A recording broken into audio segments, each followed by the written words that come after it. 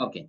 So here the age field is decremented by each router during the initial flooding process. Means when it reaches one router to the other router, automatically the age field gets decremented. Okay. Now here, when the age is going to become 0, automatically it will be discarded. So this is what all the age. Now we will see the packet buffer for router B. We will consider here, okay, at this B, router B. Okay, let us consider the source is A and the sequence number is 21. Sequence number is 21 and the age is 60. Age is 60. Means from here, if I'm sending here, then I will take how much? Age will be 60 itself. Packet number 21. Okay. Now, if I want to send it to E, then also it will be 21 and age 60 because the neighbor of B are A, E, then C. Correct? Now here I have taken two examples. Say here B, it is sending packet number 21 to A. Say the age is 60. Here B is sending packet number 21 to A and then age is 60. Age is 60 here. Now when it reaches E also, same packet if I'm sending 21 packet, so age will be 60 itself. But if I want to send it to F, if I want to send it to F, automatically I have to go from A, B to A and then to F. When here my timing is 60, then automatically at this router it gets decremented by 1. When it reaches here, it will be how much? 59. Okay. So if I'm sending in this direction also, that is B to E and then to F, when it reaches here, it will be 60. Okay. Now, when it is sent on this direction, automatically again it will be 59. Okay. Now, if I'm sending through this also, it will be still 59. That's why the age has been reduced by 1. Age has been reduced by 1 value, decremented by 1 value. Okay. Now here,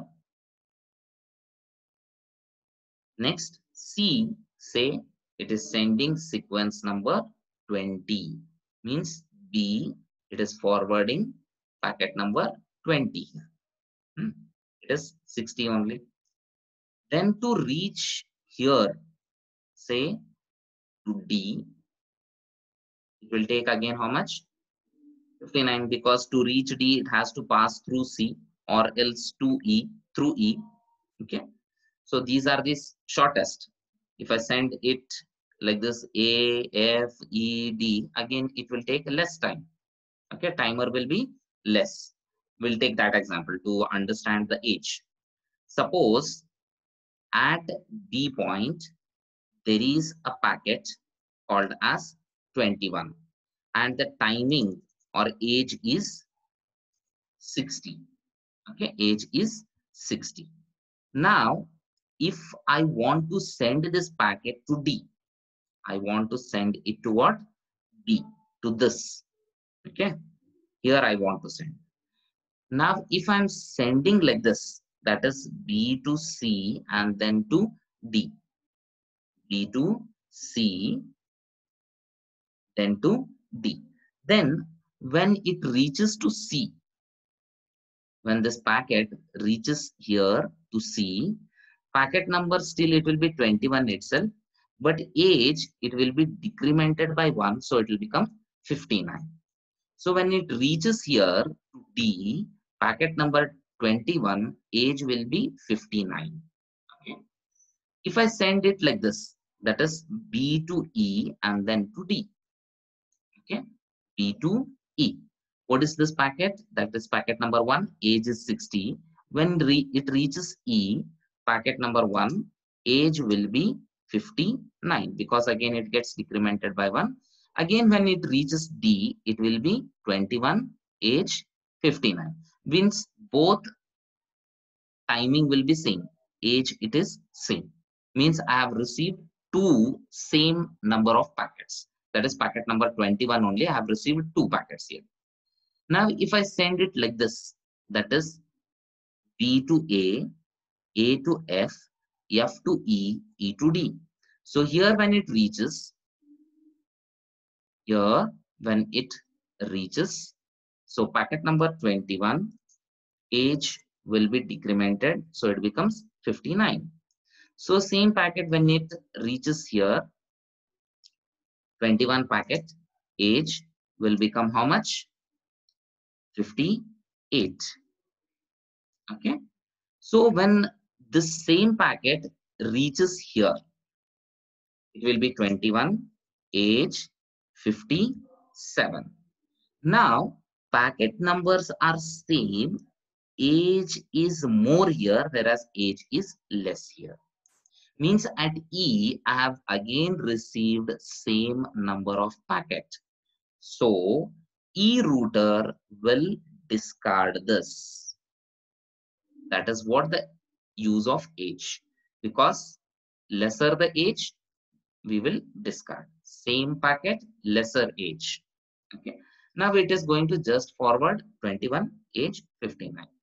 Anyhow, here, according to our example, instead of 3 same number of frame, now we will receive only 2 frames.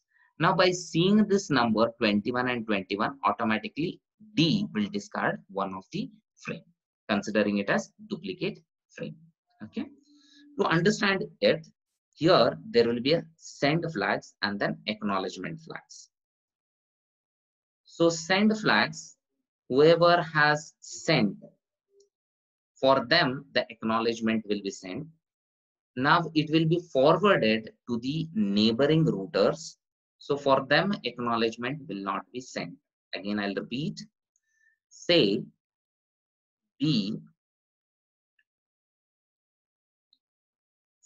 A has sent the data to B. A has sent the data to B. Okay, sending flags. Now this will be forwarded to C and then to E. To C and then to E. Here it is forwarded. From where I have received this? From A. From A, I have sent to whom? To B and then E. Correct? Now, acknowledgement has to be sent to whom? Who has sent the letter? Who has sent the packet? Who has sent me the packet? Think of B, router. Okay? To router B, who has sent? A has sent. So I will send the acknowledgement. Acknowledgement is sent. Okay? Whereas packets are sent here. Am I going to send acknowledgement to C? No, because I have not received the data from C, whereas I have sent the data to C. So no acknowledgement. Acknowledgement will be sent to A and acknowledgement will not be sent to C and E. Okay. Similarly, if E is sending the data to B, E is sending the data to B, so B will forward it to A and then to C. B will forward it to A and then to C. So to whom I have to acknowledge? To E. That's why to E it has been acknowledged, whereas to A and then C there is no acknowledgement. Similarly, if it is sent from what? A. Okay. So F is sending some data to B. Directly it cannot send. F it has to send some data to B. So how it can send? It can send through this A, then to B, or else A to E, then to B. Okay. Or else there is one more path. Let us not consider for an example. Okay. Let us consider that it may come from A or else it may come from E. Okay. Now C I will forward. When it reaches here to B, I will forward it to C. Okay. I will forward it to C. B will forward because we are discussing regarding router B. B will forward it to C. Now, to whom I have to send the acknowledgement? Acknowledgement has to be sent to A, this part, and then acknowledgement has to be sent to E because possibilities are there that this also will transmit, this also it is going to transmit. So I will forward the packet acknowledgement to A as well as to E, whereas I will not send the acknowledgement to C. This is how the packets or else age sequence it is going to work with each router. Okay. Now let us move on to the next step, that is the last step of your link state routing, that is to compute the shortest path to every other router. Okay. Now how to compute the shortest path, that is a new route from source to destination. Suppose if A is the source and D is the destination, how to find out the shortest path? That is by means of shortest path routing algorithm. That is making use of Dijkstra's algorithm. So here Dijkstra's algorithm is used to find the shortest path. Okay. Already we had a discussion here. It is static routing algorithm. It makes use of this algorithm and then finds the shortest route between the source and then the destination. And this algorithm tells the router which link to use to reach each destination. Okay, from A to B, A to E, A to D. Okay, it is going to mention how I have to go. This table it is going to mention. So this information will be stored in the routing tables at each router. Okay. So now let us compare the distance vector routing and link state routing. Okay. Now when you compare distance vector routing with the link state routing, routing requires more memory and more computation is required. And your link state routing protocols are ISIS, which is called as intermediate system, and OSPF, that is open shortest path first. So these are the two protocols which will be working in link state routing algorithm, ISIS and OSPF. Thank you. Next routing algorithm, we'll discuss it in the next class.